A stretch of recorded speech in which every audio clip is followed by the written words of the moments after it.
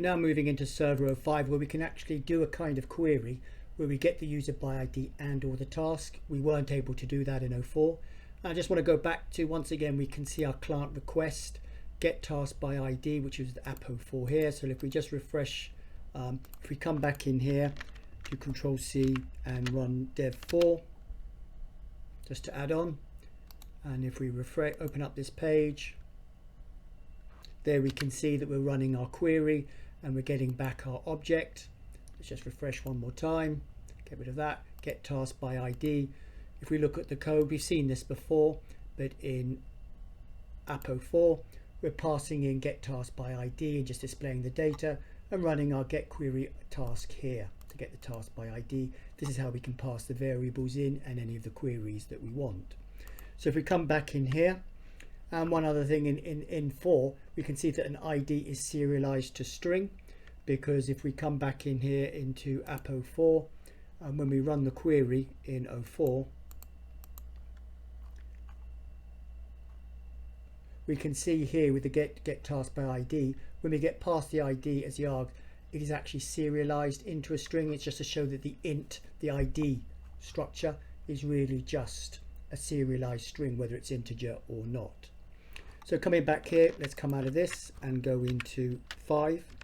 And the difference we'll see here when we come into 5 is basically we've actually put in a resolver now for user. So when we have a user.task, which is what we have when we come back up here, when we look at our user and look for their task, we can now resolve it.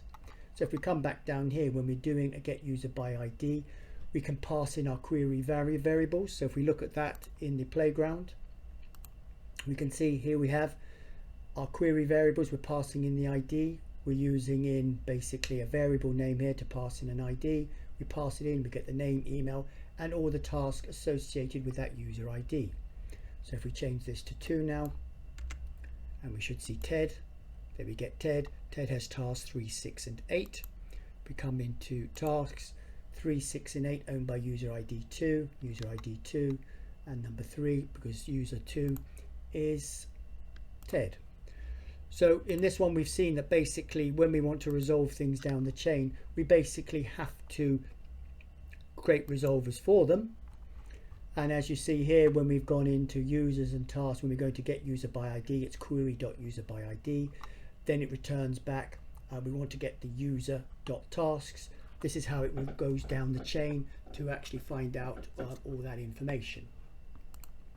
So that's server 5, and next we'll produce onto server 6, where we just add in our mutation once again to see an example of that.